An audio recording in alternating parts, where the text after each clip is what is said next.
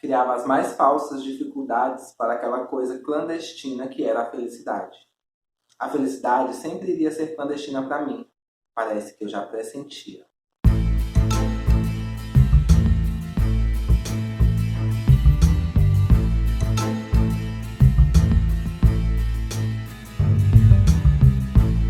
Alô pensantes, Galton aqui.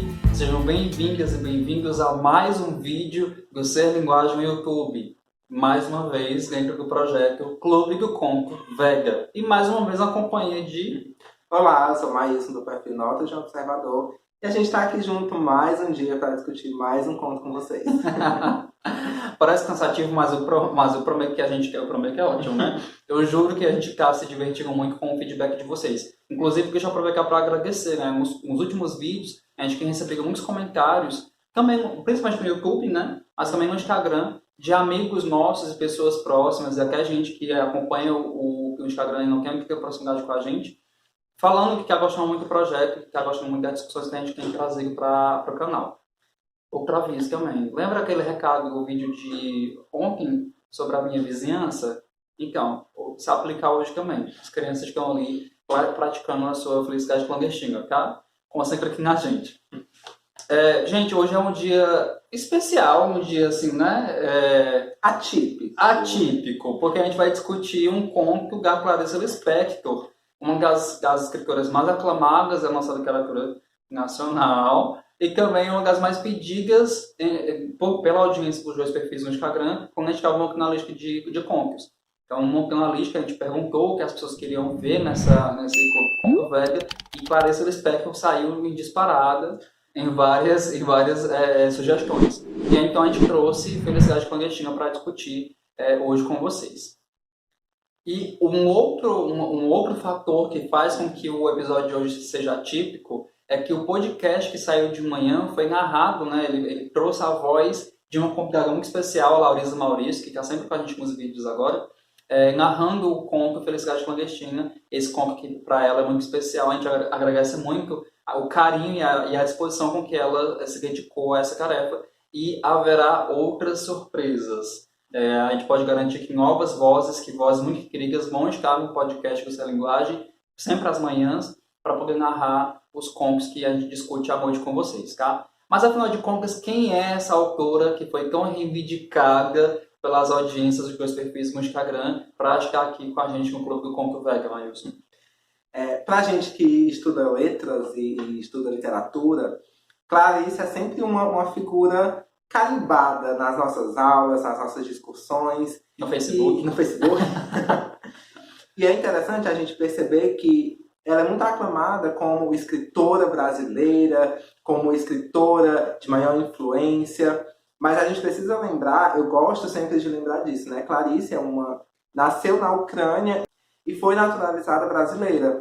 Clarice, ela morou no Recife, depois morou em algumas outras cidades do país, e essas andanças, essas experiências de vida dela se transformaram em literatura, em texto que tanto emociona, tanto cativa muitas pessoas, muitos leitores.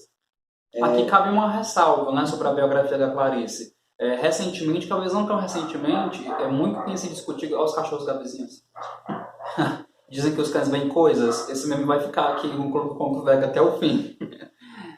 Mas é importante mencionar que, recentemente, muito tem se discutido sobre os privilégios aos quais a Clarice Lispector teve acesso durante a sua vida, por ser uma mulher, né, de classe média alta, frente a outras escritoras como a Carolina Maria de Jesus, né, que foi descoberta depois de muito tempo na literatura. Essas são discussões válidas, né, não cabem nesse vídeo, porque não é a propósito do projeto, mas que podem ser retomadas depois aqui nos comentários ou até mesmo em outras discussões. Tá bom? E apesar do título do projeto deixar claro, vale ressaltar aqui que, caso você vá pesquisar sobre a obra, Felicidade Clandestina é um livro de contos da Clarice, mas a gente vai discutir hoje o conto Felicidade Clandestina. Só para falar um pouquinho sobre o livro de contos, né? O Felicidade Clandestina foi publicado em 1971, mas os textos que compõem foram escritos na década de 60. E alguns críticos, eles acabam divergindo um pouco de opinião quanto a serem contos, crônicas, até porque a maioria desses textos foi publicado num jornal, na coluna de crônica. Então, a própria Clarice fala nas suas entrevistas que os textos dela não se fixam, não se prendem a gênero. Então, apesar da gente ter considerado como conto, por questões, né, logísticas do projeto, os textos da Clarice e o próprio Felicidade Clandestina dividem opiniões quanto ao gênero, conto, crônica, crônica narrativa, e a gente vai considerar que é um conto por conta do projeto, a gente vai discutir um pouquinho sobre ele e depois vocês comentam aqui embaixo se vocês consideram conto, crônica, se é mais um, mais outro, se é metade. Enfim, a gente vai abrir... Para sair dessa polêmica, basta considerar... É uma narrativa, né? Não há dúvidas que o texto traz elementos da narração, uma tipologia textual, traz elementos da narração, então cabe dentro da nossa discussão, né? Então vamos aproveitar para resumir já. Então a gente está discutindo um conto homônimo, né? Um conto que vem num livro homônimo, assim como Olhos d'Água, assim como Dizem que os Cães Veem Coisas. E o que é que esse conto mostra para a gente? É um conto curto, breve, daí vem mais uma vez o motivo de confundir com o crônico, né? Que também tende a ser mais objetivo. É um texto que narra a história, ele é narrado em primeira pessoa, é uma narradora personagem, e essa narradora, ela está rememorando um acontecimento da sua infância e adolescência, mais adolescência que infância, né?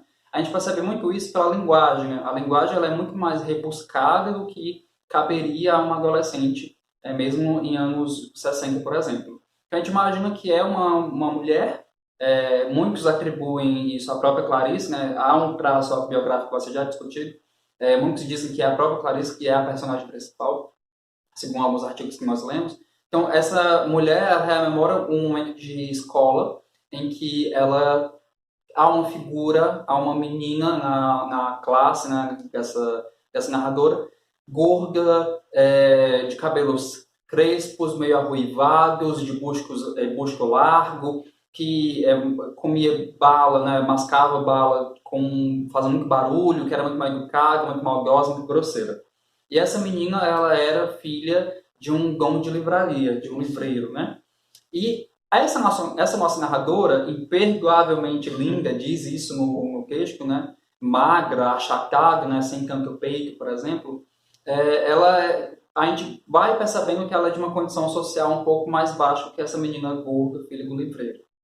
Ela gosta muito de ler, que é uma paixão muito grande pela leitura, encontra felicidade nos livros, e daí vem a tortura, né? De ter uma colega que é filha de um livreiro e que é tão antipática e tão maldosa.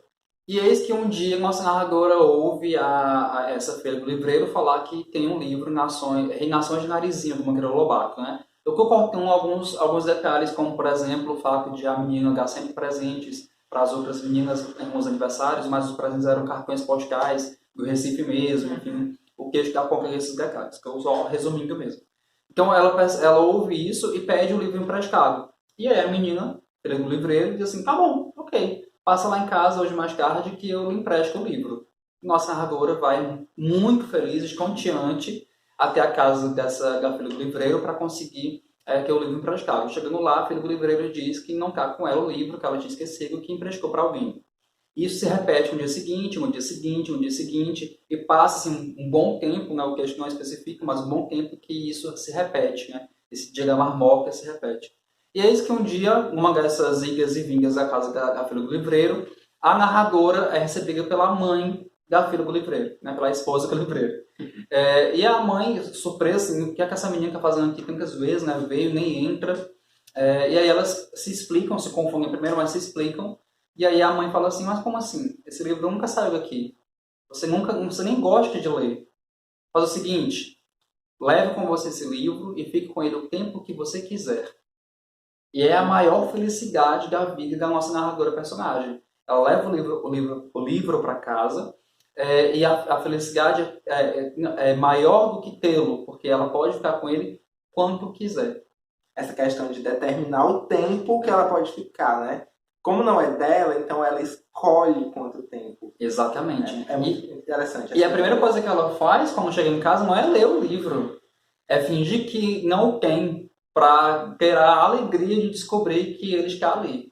Né? Que é essa relação com ele. E o conto encerra com uma metáfora, uma analogia, né, de que a menina com o livro seria a mulher com seu amante. É uma coisa que a gente vai trazer logo mais à frente. Então vocês percebem que a Clarice, como o Márcio falou, foi para Recife, chegou a morar em Recife, né? e muitos atribuem a esse conto um grande teor autobiográfico. Mas por que, Maílson? Eu estava pesquisando um pouquinho sobre as obras da Clarice, inclusive a gente vai deixar algumas sugestões de leitura para quem se interessar ainda um pouco mais sobre a obra da Clarice. E tem alguns artigos que mencionam entrevistas com a irmã dela, com parentes dela, que contam que a Clarice, enquanto morava no Recife, ela tinha episódios com uma tal menina má, né, inclusive citados nos artigos entre aspas, por elas serem estrangeiras numa terra que não era delas, a Clarice sempre se sentia deslocada, fora daquele lugar, e ela sempre contava, né, para a irmã dela, esses episódios com essa menina má da escola. Então a gente tem esse primeiro traço, né, relacionado ao conto e à vida da Clarice. O segundo, além do cenário que se passa também no Recife, e tem a questão da paixão da menina pela literatura, pela leitura. E a Clarice é um dos maiores exemplos por essa paixão pela literatura, por ter posse de um livro, dominar esse ato de ler, de adentrar nas histórias, né? Então, a gente percebe, fazendo a leitura do conto, a gente percebe, além desses aspectos, que a narradora se descreve como uma pessoa bonita, dentro dos padrões de beleza, e coloca como divergente a sua menina má. E aí a gente se pergunta, né? A Clarice se via como essa pessoa bonita ou como? Em que momento essa ideia surge? Quando a gente lança um olhar contemporâneo para esse conto de hoje, né, a gente estava lendo, e algumas palavras remetem a algum tipo de discriminação física ou corporal, porque imagine, quando a gente está conhecendo a descrição da filha do livreiro, antes uma coisa importante, né, ninguém nessa história tem nome. É interessante. Né? Ninguém na história tem nome. E a descrição do próprio lugar é muito limitada. Né? A gente sabe que se passa no Recife, mas tudo mais é muito limitado. Porque o foco da Clarice, que é muito típico da escrita dela, é trazer a gente para dentro do drama psicológico. Então, o que deve chamar a atenção da gente é a felicidade daquela menina e como que essa felicidade ela é volátil, né? Ela é manipulável, passageira, dependente. Né? Então, alguns artigos, por exemplo, vão entender dois tipos de felicidade nesse conto, que é a felicidade passageira, que é a da própria narradora, e que é a felicidade sádica, que é da filha do livreiro, da menina má. Então, o objetivo do conto não ter nomes, nem de pessoas, nem de lugares, né, descrições mais aprofundadas, é muito de manter a gente concentrado no próprio acontecimento, no próprio drama. Né? E a gente para observar que a descrição que a narradora faz logo inicialmente, uma narradora não confiável, né? Corre aqui com o Casmurro. Ela é muito, como eu posso dizer, contaminada por um sentimento por um ressentimento, né? Deixa eu só ler para vocês como que ela descreve. Pronto. Ela era gorda, baixa, sardenta e de cabelos excessivamente crespos, meio arruivados. Então observem como todos esses predicados não são predicados positivos. Você não fala dessa forma de alguém, mesmo que seja uma descrição ficcional, né? E o que me chamou a atenção foi muito o excessivamente crespos, né? Então, evidentemente que são cabelos arruivados, que a gente não está ligando necessariamente com um fato típico de racismo. É bom a gente comentar que essa não é exatamente o nosso ponto de discussão, mas a gente está falando de um padrão, de uma discussão de padrão de beleza, né? Nós temos um personagem que é descrita de maneira pejorativa e fora do padrão de beleza ao qual a narradora pertence. E se você fizer uma observação, há alguns cabelos crespos em situações de ressecamento, eles aparecem enquanto arruivados, enquanto desbotados, né? Como algumas pessoas costumam dizer. Se a gente for observar, pode ter esse tipo de característica também, sim, né? Sim. Evidentemente, a gente não está querendo dizer que o conto é racista, que a Clarice é racista. A gente está só buscando pontos de debate sobre o texto, né? E a descrição que ela faz dessa menina também é muito forte. E o contraponto, né? Quando ela fala assim, nós que éramos imperdoavelmente, que é essa parte que eu falei, olha só. Ela fala o seguinte: como essa menina devia nos odiar Nós que éramos imperdoavelmente bonitinhas, esguias, altinhas, de cabelos livres. Livres. Ah, vá. Cabelo livre. Se eu tenho uma descrição da menina má como excessivamente crespos, cabelos excessivamente crespos, e do outro lado, né, fazendo oposição lexical, né, de linguística mesmo, nós temos cabelos livres, o que é o contrário do crespo, né? Então, percebam como essa descrição ela traz para a gente um ressentimento que é próprio da narradora personagem, que é mais velha. Então, nós temos uma mulher rememorando um episódio da sua adolescência, com todo o peso de ter sido torturada, né, de ter passado por uma tortura chinesa, como ela fala no conto, que foi imposto pela menina má. E é interessante que ela faz questão de enfatizar que, apesar de ser essa menina de cabelos excessivamente crespos, filha de um livreiro, ela morava numa casa e não num sobrado, como a narradora. É como se dissesse assim, apesar disso, ela ainda mora bem, tem acesso a livros. Exato. Por que ela é má? É como assim, ela é desse jeito e ainda é filha de livreiro e mora numa casa e não num sobrado, com uma vida injusta. Com uma vida injusta. É essa sensação que passa, né? Como se ela estivesse dizendo isso pra gente. Com uma vida injusta. Então é interessante observar esses detalhes da descrição e como que isso revela o sentimento da narradora com relação àquela menina má. E também, indo mais um pouco para o final da história, né, como que a emoção de felicidade ela é muito passageira, muito efêmera, e como que a Clarice mais uma vez vai falar de alguma transformação enquanto mulher, né, quando ela encerra com a mulher e seu amante, a menina e o livro. É uma passagem, mesmo que seja por meio de analogia ou metafórica, né, ou por meio de metáfora, que revela isso pra gente. E por fim, eu queria só trazer um ponto de um dos artigos que a gente vai deixar aqui embaixo, que eu achei excelente, que é o seguinte: a Clarice, talvez inconscientemente ou não, ela brinca até com a escolha das palavras. É quase como se fosse uma escrita poética. Porque, observem, tem uma aliteração, logo no começo da narração, em que ela fala o seguinte: como se não bastasse encher os dois bolsos da blusa por cima do busto com balas. Bastasse, bolsos, blusa, busto, balas. Então, essa aliteração de uma bilabial, né, explosiva, alô, por de letras. Analogia.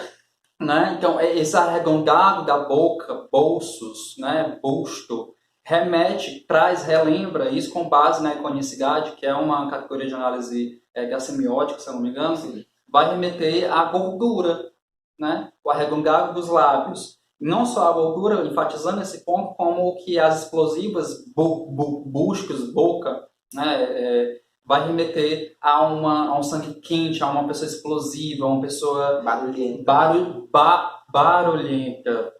Então, observe como que o texto tem muitos pontos de análise possíveis. Aqui a gente conseguiu elencar alguns deles, mas não dá para esgotar. Realmente não dá para esgotar. É Clarice. Aí eu tenho uma pergunta. Eu e as minhas perguntas.